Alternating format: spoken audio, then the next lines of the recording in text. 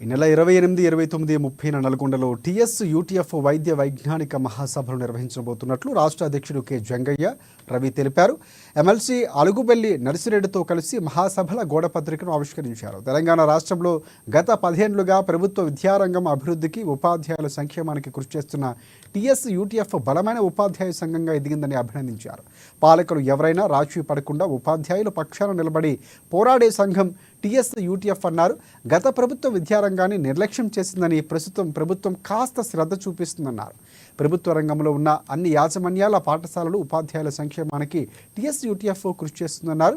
ఇక TS UTF రాష్ట్ర 6వ విద్యా వైజ్ఞానిక మహాసభలు నల్గొండలోని జరపడం ఆనందంగా ఉందన్నారు. తాను ఆహ్వాన సంఘం చైర్మన్గా మహాసభలకు ఆతిథ్యం ఏర్పాటు చేస్తున్నట్లు చెప్పామన్నారు.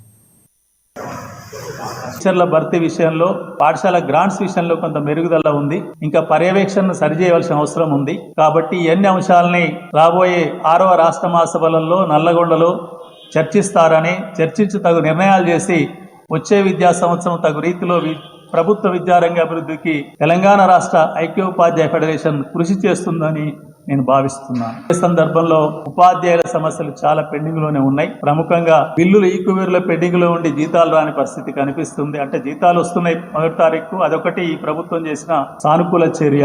కానీ ఇతర బిల్లులు జీపీఎఫ్ కానీ, టీహెచ్జిఎల్ఐ కానీ, సరెండర్స్ కానీ, మెడికల్ రియంబర్స్మెంట్ కానీ, డిఏ ఏరియర్స్ లాంటి బిల్లులు పెండింగ్ లో ఉన్నాయి.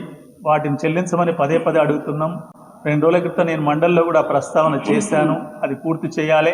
50 ఏళ్ల క్రితం ఉమ్మడి ఆంధ్రప్రదేశ్ రాష్ట్రంలో క్యాడర్లు, మేనేజ్మెంట్లు ప్రాంతాలకు అతీతంగా ఐక్యోపాధ్యాయ ఫెడరేషన్ సంఘం ఆవిర్భవించింది. 40 ఏళ్ల పాటు ఉమ్మడి రాష్ట్రంలో విద్యారంగ అభివృద్ధికి, ఉపాధ్యాయుల సంక్షేమానికి కృషి చేశాం. తెలంగాణ రాష్ట్ర ఆవిర్భావంతోనే టీఎస్ యూటీఎఫ్ గా ఏర్పడి ప్రతి 2 ఏళ్లకోసారి మహాసభలు నిర్వహించుకుంటా ఉన్నాం. ఆ క్రమంలోనే ఈరోజు రాష్ట్ర 6వ విద్యా వైజ్ఞానిక మహాసభలు నల్గొండ పట్టణంలో నిర్వహిస్తా ఉన్నాం. ఈ నెల 28, 29, 30 తేదీల్లో.